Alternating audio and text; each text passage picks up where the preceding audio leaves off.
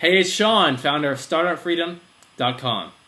In today's entrepreneur interview, I'm speaking with Andrew Warner, founder of Bradford Reid and Mixergy.com. Andrew started out in business with his brother. They were in their 20s and they created an email newsletter that sent out daily jokes and quotes and eventually greeting cards. And they built up that business to a 20 million plus subscriber list. I think the total was 22 or 23 million between the different lists. And they were doing $30 million in revenue a year. So they ended up selling off different pieces of that business, the different newsletters and such, and Andrew took time to travel the world. When he got back to southern LA, he started arranging meetups with other successful entrepreneurs, and he realized there was a lot of value in what they were saying. So he decided to start interviewing them online and created Mixergy.com, and that's what he's doing today. So in this interview, we're going to be going over how you can bring in cash flow right off the bat from your business, how to keep your business sticky so that you don't pay a lot per visitor that comes to your site, and you can keep them coming back again and again, and what the common characteristics are that Andrew sees in between all these 300 plus entrepreneurs that he's interviewed, among other things like why interviews are so great for your business, how to drive traffic, and how to build up such a big email list, and more. I'm really excited to talk to Andrew. Hey, Andrew, are you there? Yeah, hey Sean, I'm here. Thanks for the great intro. Hey, it's a pleasure. I'm really excited to have you here. It must be weird being interviewed because you're usually the interviewer on Mixergy, right? Yeah, but I kind of like this because I want to see the other side of the experience, kind of like a guy who owns a supermarket who walks the aisles in a beard and a funny hat or a disguise of any kind, just to see what the experience is like for his customers, and it's interesting. It's helpful. You're being a secret shopper right now. Yeah. That's perfect. Maybe start out by quickly telling how you got started and where you are today. Give your story. Sure. So right out of school, my kid brother and I started an internet company that did email newsletters, joke a day by email or a quote a day that was supposed to inspire by email. We had a collection of them. The revenue was coming in from advertising. We built up from there to online greeting cards, and then from there we just started getting into lots of different businesses, including a site called Grab.com, which offered the world's first billion-dollar jackpot. And then we sold off the company in pieces. I took a long time off. I traveled. I just sat on the beach in Southern California. And I got this itch to come back into business.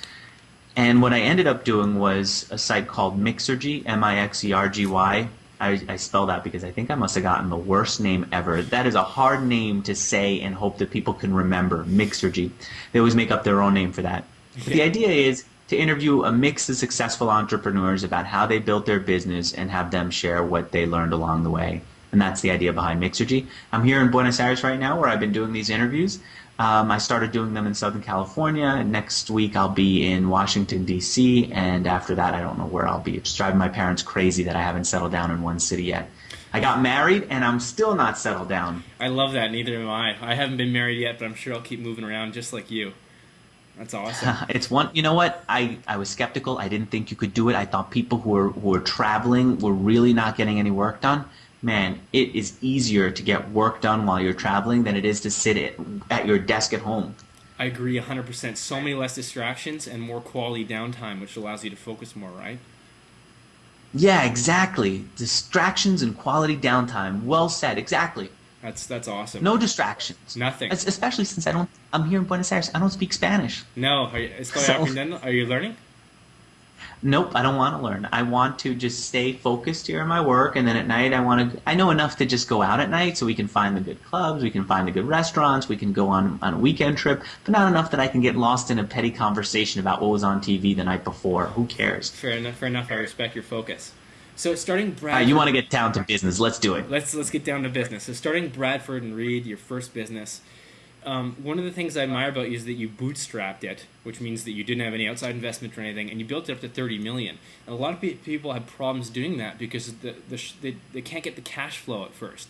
So how did you start Bradford and Reid and start bringing in revenues and build the cash flow so that the business could grow at such a fast rate? Okay, well basically what we did is we kept it really dead simple. So the idea was email newsletters. You sign up to our email newsletter, you give me your email address, and you give me permission to email you every day. I send you an email every day with just a short joke. I'm not trying to be Leno. I'm not trying to be Seinfeld. Just a short joke that I found online, or an inspirational quote that I found in one of the many quote books that I have. Everyone's got these quote books. I would copy and paste them into an email. I would give them the proper attribution, and I'd include an ad at the top. Dead simple stuff. I think we might have even used Outlook to send out the email newsletter in the beginning. Awesome. And if it wasn't Outlook, it was something that my brother just quickly whipped up.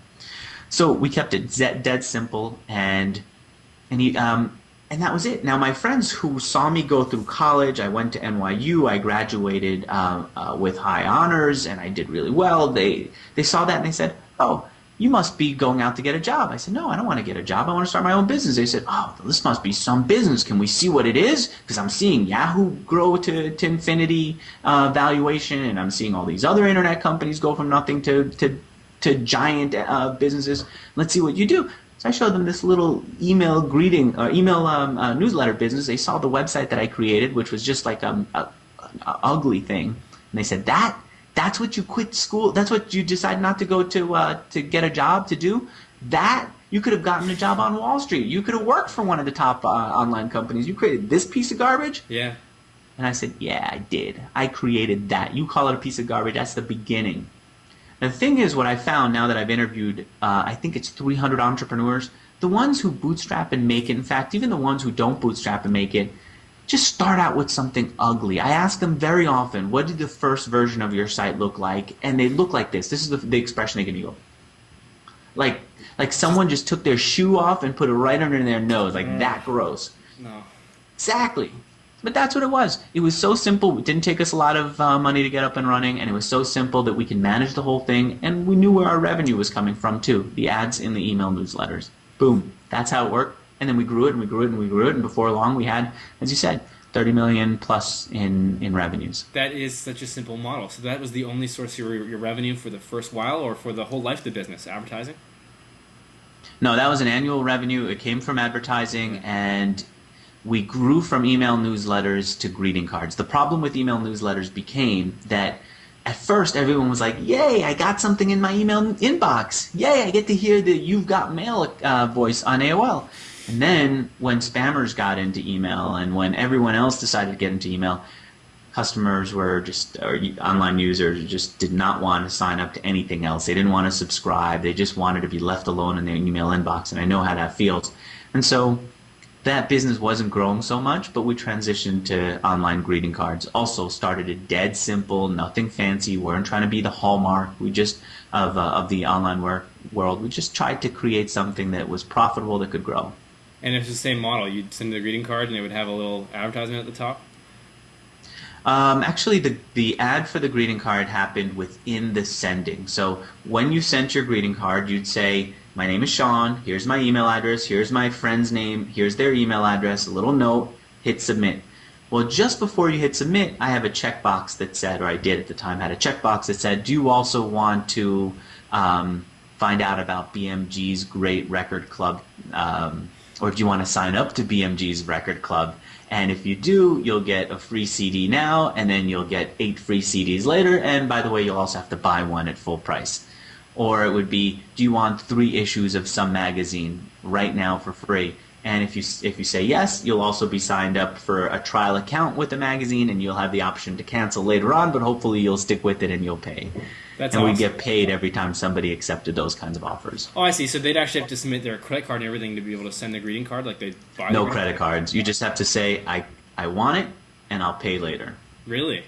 That's awesome. Yeah, it was a leads-based business. There's still a bunch of them now. In fact, the leads-based industry is giant now. Back then, it wasn't really well discovered, but now it's giant. You can make money sending leads to who's big.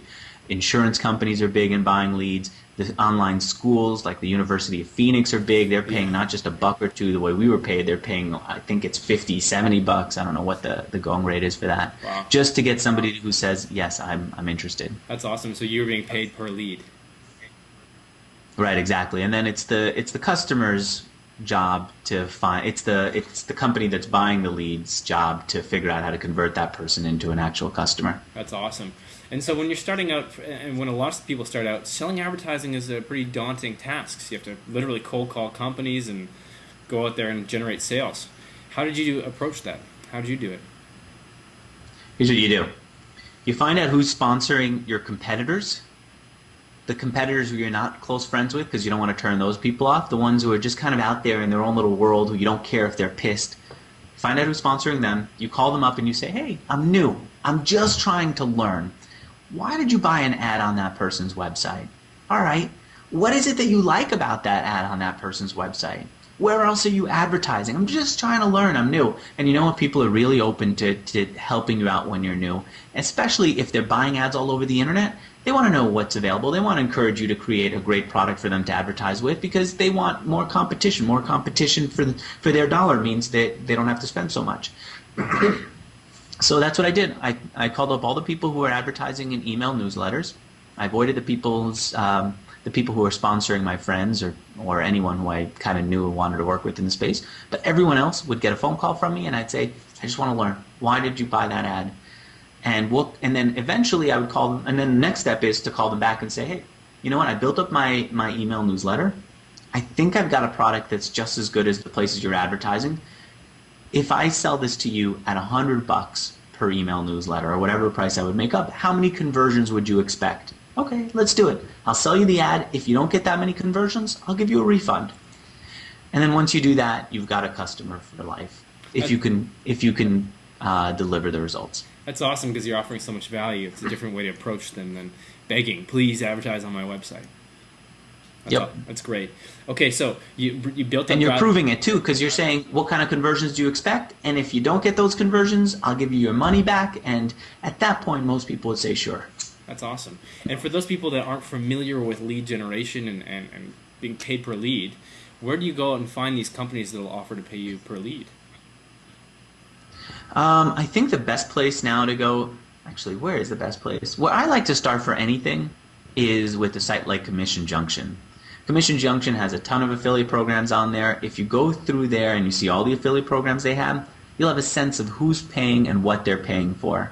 And then from there, you can start making your phone calls and you can start building your business based on the payouts that they're offering there. Yeah, that's awesome advice. CJ is a great place to start to learn about that.